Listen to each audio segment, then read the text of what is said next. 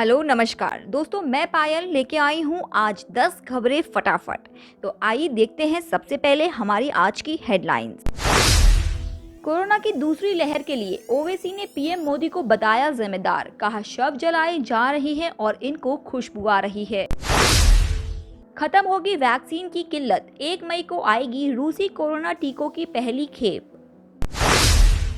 High court की फटकार का असर, चुनाव आयोग ने 2 मई को विजय जुलूस किए बैन। क्या बिहार में लग सकता है संपूर्ण लॉकडाउन, सीएम नीतीश की आज बड़ी बैठक। एक एम्बुलेंस में 22 कोरोना मरीजों के शव, महाराष्ट्र के बीड़ की ये तस्वीर रुला देगी। सोने चांदी के दाम में आज फिर आई गिरावट, 4 दिन में 440 रुपए हुआ सस्ता।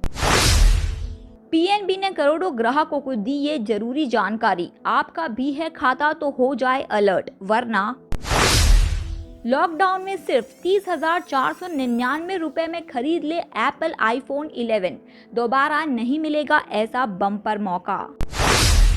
देश में कई राज्यों में लॉकडाउन और नाइट कर्फ्यू के बावजूद कोरोना का कहर थमने का नाम नहीं ले रहा।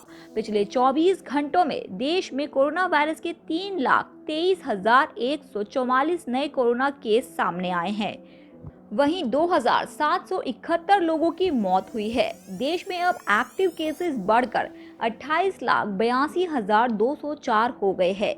हालांकि कल 2,51,827 लोग ठीक भी हुए हैं। जानिए ताज़ा स्थिति कैसी है। कुल मामले 1,76,36,307, कुल मौतें 1,97,894, कुल डिस्चार्ज 1,45,56,209, कुल टीकाकरण 14,85,911, कुल टेस्ट किए गए 16,58,700। भारत में कोरोना की दूसरी लहर के बेकाबू हो जाने पर एआईएमआईएम प्रमुख और हैदराबाद से सांसद असदुद्दीन ओवैसी ने मोदी सरकार पर जमकर निशाना साधा है। ओवैसी ने कहा है कि देश में कोरोना महामारी को कंट्रोल नहीं कर पाने के जिम्मेदार सिर्फ और सिर्फ प्रधानमंत्री नरेंद्र मोदी है। ओवैसी ने कहा, आपने पिछले साल लोगों को कहा था कि थाली बजाओ ताली बजाओ, उससे क्या हुआ? क्या देश से कोरोना भाग गया? ओवैसी ने कहा, मृतकों को दफनाया जा रहा है, शव जलाई जा रही है और मोदी को खून की खुशबू आ रही है। मोदी सरकार अदृश्य हो गई है। भारत में कोरोना की वैक्सीन की मात्रा बढ़ने वाली है। रूस की कोरोना वैक्सीन स्पुतनिक वी की पहली खेप भारत में 1 मई को पहुंच जाएगी। ये बात रशियन डायरेक्ट इन्वेस्टमेंट फंड व प्रमुख किरिल दिमित्रिएव ने बताई है। हालांकि उन्होंने ये नहीं बताया कि कोरोना वैक्सीन की कितनी डोज भारत भेजी जा रही है। किरिल दिमित्रिएव ने कहा कि रूस कोरोना संकट की इस घड़ी में भारत के साथ खड़ा है। आरडीआईएफ ने भारत के 5 बड़ी दवा कंपनियों के साथ एक साल में 850 मिलियन डोज यानी कि 85 करोड़ डोज बनाने की डील की है। इसके अलावा मॉडर्ना, जॉनसन एंड जॉनसन ने भी भारत में उनकी वैक्सीन के आपातकालीन उपयोग की अनुमति मांगी है। कोरोना वायरस के बढ़ते प्रकोप के बीच चुनाव आयोग ने अहम फैसला किया है। 5 राज्यों में हुए विधानसभा चुनावों के नतीजे 2 मई को घोषित किए जाएंगे। ऐसे में चुनाव आयोग ने नतीजों के बाद किसी तरह के विजय जुलूस या जश्न पर पूरी तरह से बैन लगा दिया है। कोरोना के बढ़ते संकट के बीच चुनाव आयोग ने ये सख्त फैसला लिया है। नतीजों के बाद जीतने वाला प्रत्याशी सिर्फ 2 लोगों के साथ ही अपनी जीत का सर्टिफिकेट लेने जा सकता है। चुनाव आयोग अभी अन्य पाबंदियां भी लगा सकता है। जल्द ही संपूर्ण गाइडलाइंस जारी हो सकती है। आपको बता दें कि पश्चिम बंगाल, तमिलनाडु, असम, केरल और पांडिचेरी के चुनाव नतीजे 2 मई को घोषित किए जाने हैं। महाराष्ट्र में कोरोना की रफ्तार बेलगाम हो चुकी है और हर रोज मौत के नए रिकॉर्ड्स बन रहे हैं। हालात ये भी है कि शवों को ले जाने के लिए अब एम्बुलेंस भी नहीं है। एक ही एम्बुलेंस में करीब 2 दर्जन शवों को लाद कर कब्रिस्तान या शमशान पहुंचाया जा रहा है। दिल दहलाने वाली एक ऐसी ही तस्वीर महाराष्ट्र के बीड जिले के अंबाजोगाई में स्वामी रामानंद तीर्थ अस्पताल में कोरोना से मरने वाले 22 मरीजों के शव एक ही एम्बुलेंस में लाद कर कब्रिस्तान में ले जाया गया। अस्पताल की दलील है कि उसके पास एम्बुलेंस नहीं है। वहीं इस अमानवीय तस्वीर के सामने आने के बाद लोगों में गुस्सा है, लेकिन एम्बुलेंस की कमी के कारण लोगों को दिक्कतों का सामना करना पड़ रहा है। कोरोना वायरस संक्रमण के बढ़ते मामलों को ध्यान में रखकर बिहार में छोटे स्तर के लॉकडाउन की संभावना को देखा जा रहा है।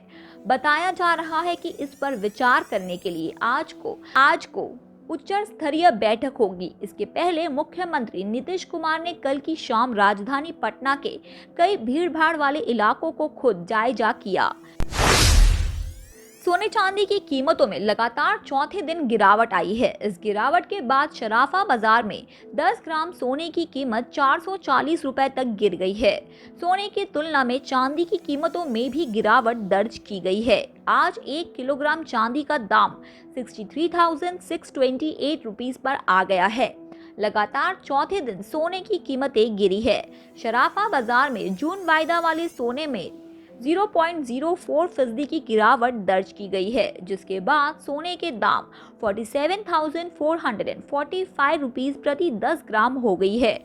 वहीं अगर अंतर्राष्ट्रीय बाजार में सोने की दाम की बात करें तो हाजिर सोना 0.1% गिरकर $1,777.93 प्रति औंस आ गया है। चांदी की कीमतों में 1 किलोग्राम चांदी का दाम 69,329 रुपीस से गिरकर 68,623 रुपीस हो गया है। पंजाब नेशनल बैंक समय समय पर अपने ग्राहकों को सतर्क करता रहता है। देश में डिजिटल पेमेंट होने की वजह से धोखाधड़ी के मामले भी तेजी से बढ़ रहे हैं। बैंक ने ट्वीट करके लोगों को इस बारे में जानकारी दी है। पीएनबी ने अपनी ट्वीट में लिखा है कि फर्जी फोन कॉल एवं एसएमएस के झांसे में न आए। इसके अलावा इस ट्वीट में पंजाब नेशनल बैंक की ओर से एक फोटो भी जारी किया गया है, जिसमें लिखा है कि बात पते की सुन लो जी, लालच का चक्कर छोड़ दो जी, आपने पाया बोनस खाया, केवाईसी की डेट है लास्ट, लिंक पर क्लिक कर जीतो बड़ा इनाम। सावधान करता पीएनबी, झूठे झांसों में न पड़ने जी, ऐसे लिंक पर क्लिक न करना जी, सतर्क रहे, धोखाधड़ी से बचे। आईफोन आमतौर पर हर किसी को पसंद होते हैं। अगर आप भी आईफोन खरीदना चाहते हैं तो जी हां, ई कॉमर्स साइट फ्लिपकार्ट पर इस समय एप्पल आईफोन 11 को खरीदना फायदे का सौदा है। 54,900 रुपीस कीमत वाला आईफोन सभी डिस्काउंट के बाद 30,499 रुपीस में मिल सकता है। जानिए कैसे। कीमत की बात की जाए तो एप्पल आईफोन 11 के 64 GB वेरिएंट की ई कॉमर्स साइट फ्लिपकार्ट पर कीमत 54,900 रुपीस है, लेकिन Flipkart axis bank credit card के जरिए पेमेंट पर 5% का कैशबैक मिल सकता है। वहीं bank of Baroda master card debit card से पहली बार भुगतान करने पर 10% तक का डिस्काउंट मिल सकता है।